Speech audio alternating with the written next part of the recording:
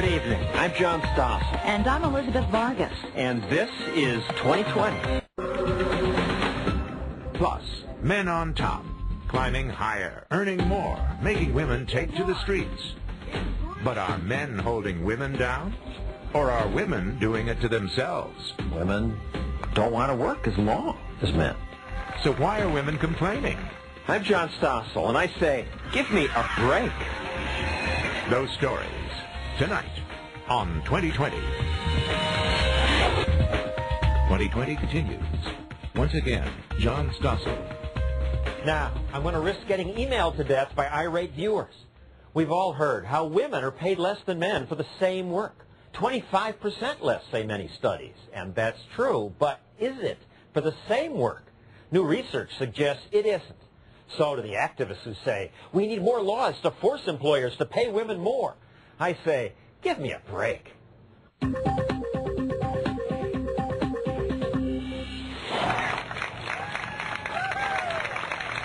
Last month on Wage Equity Day, politicians demanded new laws to protect women. Who cleans our hotel rooms and our motel rooms? Women. We need to make sure that employers treat men and women equally in the workplace.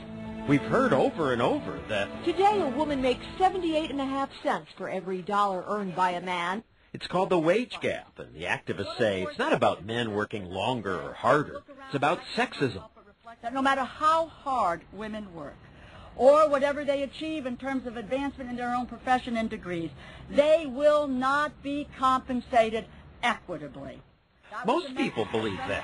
I was on the Tony Danza show this morning, and I asked the audience, in the same job, doing the same work, who will be paid more, a woman or a man? Even these adolescents believe it. Man. Wow, how unfair. But wait a second, does this even make sense? Suppose you were an employer, and you knew that you could hire women to do the same job for much less money. Wouldn't you hire only women? I asked Martha Burke, chairman of the National Council of Women's Organizations, about that. So if a woman does equal work for 25% less money, why would any employer ever hire a man? Well, because they like to hire men, John. I mean, they like to hire people like themselves, and they darn sure like to promote people like themselves. Burke wrote this book about power and discrimination, and she concludes what we've all heard. Women make less, even if it's the exact same job title, and it is the exact same work, and the experience is comparable. There's still a feeling in this country, A, that men own the jobs, and B, that men are automatically better at jobs. No, that's not true, says Warren Farrell. The average full-time working male works 3 hours more per week than the average full-time working female. Farrell spent about 15 years going over U.S. Census statistics and other studies and found that the wage gap exists not because of sexism, but because more men are willing to do certain kinds of jobs. He illustrates this when making speeches. It's men over here and women over here. He separates the men and women and then asks people to stand up based on more than 20 job choices.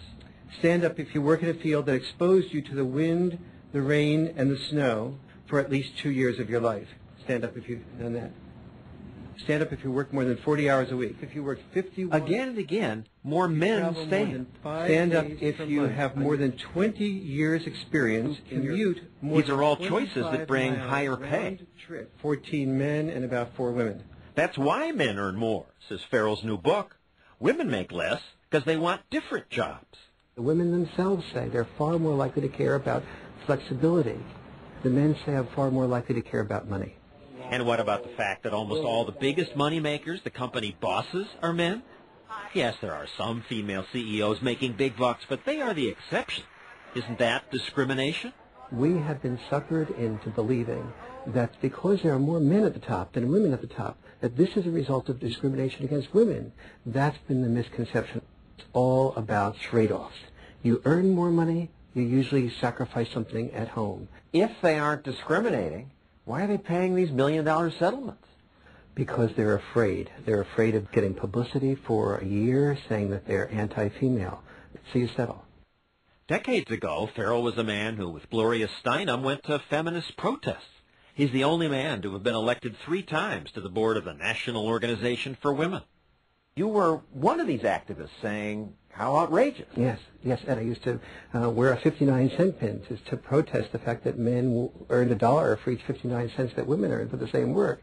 And then I asked myself one day, if men are earning $1, maybe I'll go out and start an all-female firm, and I'll be able to produce products for 59 cents that male firms are producing for $1. You'd get rich. And I'd get rich. And I'd say, well, there's something wrong with the statistic here.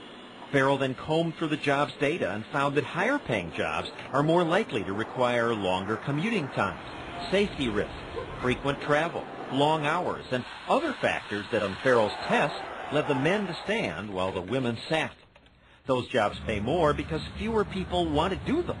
It's not sexism, it's simply supply and demand.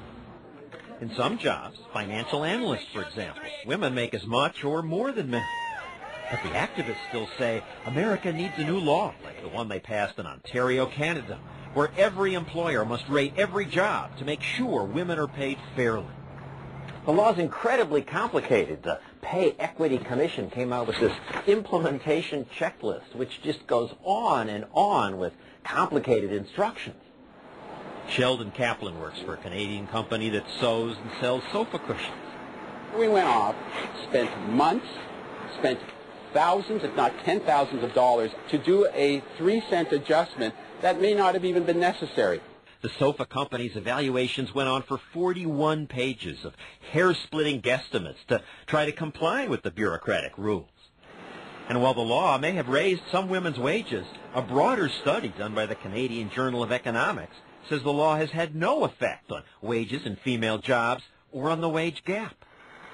We don't need a law, says Kaplan. Any company that discriminates by sex or anything other than workability will have higher costs.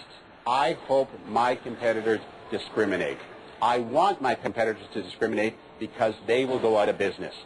Why does the myth persist? Everywhere I hear women earn less. It persists because nobody wants to confront it, because men who confront it become the bad guy. So now you're the bad guy. Yes, actually. But he's just saying what makes sense. Women and men look at their life, and women say, what do I need? Do I need more money, or do I need more time? And women are intelligent enough to say, I need more time. And so women lead balanced lives. Men should be learning from women. But some politicians say we should import the bureaucratic mess Canada has? Give me a break.